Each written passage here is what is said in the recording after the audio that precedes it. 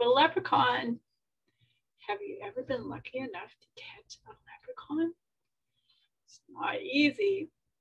I have never caught a leprechaun my entire life, or even seen one.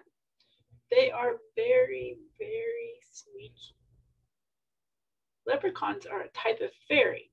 They live by themselves. They don't live with other fairies. And the story is that they're kind of grouchy too. And they have a pot of gold. They get their gold by saving it. When they get paid by other fairies, when other fairies' slippers are worn out, they go to leprechauns and the leprechauns fix their slippers and they get paid in gold. And then they save their gold in a pot. They hide it. So if you ever get lucky enough to catch a leprechaun, don't take your eyes off of them because they're supposed to show you where that pot of gold is. And then you can set them free. The trick is to not get tricked. So if you take your eyes off the leprechaun, where you blink, they disappear. And they will try to get you to blink or look the other way. They're very, very tricky. So if you catch one, keep your eyes on them. Don't blink at all. The way you find a leprechaun is supposedly as you're out walking in the forest and you hear this tapping sound. That is the sound maybe of a leprechaun's little hammer because they fix their slippers with a little hammer. So if you hear the tap, tap, tap, very quiet, maybe you'll catch one. I have a story about Tom, a boy that's named Tom, and how he catches a leprechaun. He's really, really lucky. Actually catches one just like I told you. I'm going to share this with you.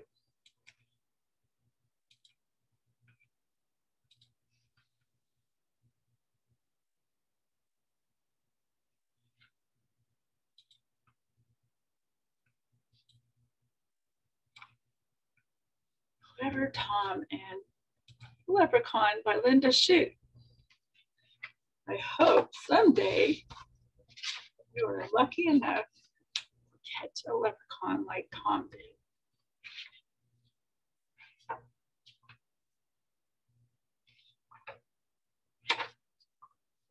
Here he is.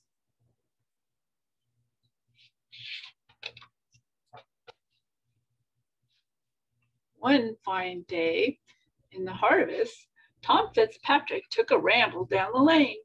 Click, click, click. He heard through the hedge.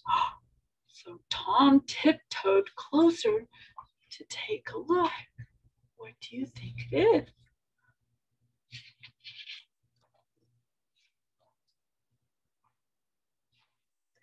The clacking sound stopped when Tom peeked through the bushes, and in the shadow, what did he see?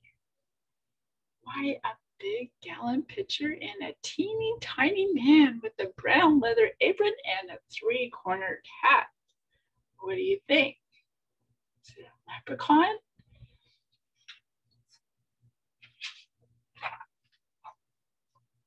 Up the small man climbed on his wee wooden stool and dipped his little piggin into the crock.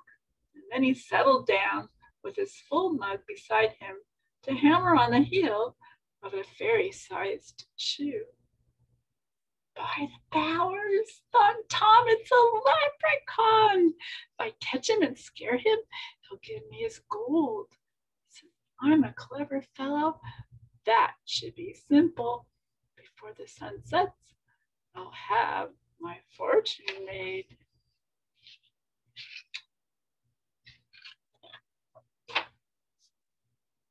Tom stared at the leprechaun and tried not to blink.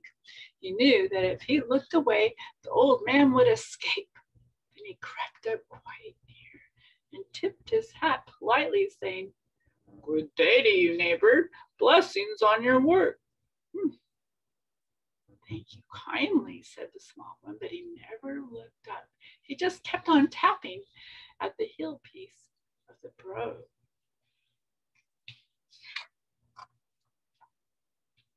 Tom moved his hand a little closer while he smiled very sweetly and said, "Today's a holiday. You shouldn't have to work." The leprechaun frowned and answered Tom sharply, "If I do, that's my business and none of your own. Instead of pestering me, young man, you ought to be watching your father's fields. Look there. The cows have broken into the oats. See? They're knocking the corn all about. Cows in the cornfield?" Tom's head started turning. Should he look somewhere else? Oh.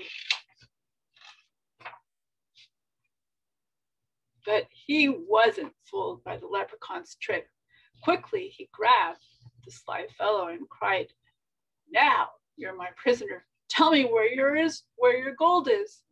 The leprechaun wiggled and twisted and whined, "I am just a poor man."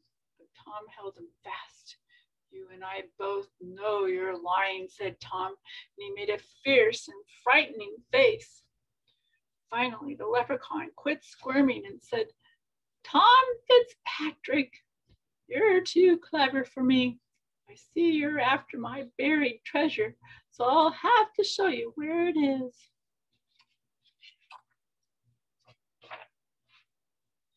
With his eye on the bitty man locked in his fist, Tom followed where the leprechaun led him. He traipsed over a hill and under some hedges and through a ditch and across the peat bog.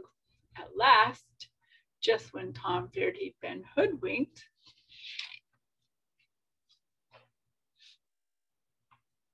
he found himself in a great field of weeds. "Dig there," said the leprechaun, pointing to a bush. "Deep under that bullion is where you'll find my gold." "Oh, thunderation," said Tom. "I need to fetch my spade, but when I return, I'll be lost. There are 40 acres of bullions here, and each plant looks just like the other one." Uh-oh. Still watching the leprechaun, Tom figured out a plan. He tied his bright red garter on the bush. "Swear, you old rascal, that you won't take this off while I run back to get my spade." "That I will promise you," the little man said. Tom grinned, knowing leprechauns always keep their word. "Now, since I have shown you where my treasure is, I don't suppose you'll need me anymore." "No," said Tom, "my fortune's made. You may go, and good luck go with you."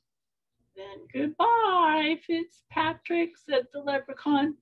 "May you do much good with what you find." Away Tom ran as fast as he could run, figuring how he'd spend the gold. And back he came with a shovel in his hand, back to the field of bullions.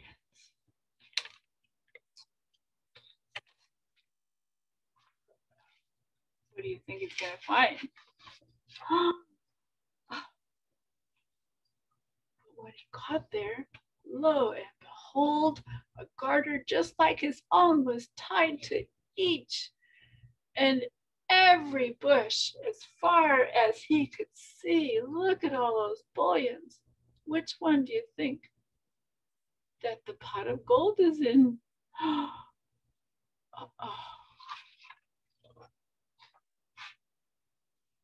Tom dug under the bullion where he thought he tied his garter, but nothing was buried under that bush. So he dug under another. He dug to the east, and he dug to the west, and still found no treasure. The harvestman rose as he dug to the north, and it set as he dug southward. When the sun came up, Tom saw he dug 100 holes, and tired Tom Fitzpatrick knew he couldn't find that gold, So he gave up and headed for home. Oh, no pot of gold.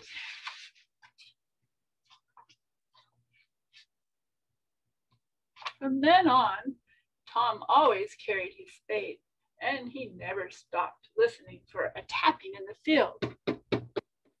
Every chance he got, he'd tell how he nearly found the gold. And since I'm a clever fellow, Tom would end his tale, the next time I catch the leprechaun, I'll have my fortune made. Do you see the leprechaun right there?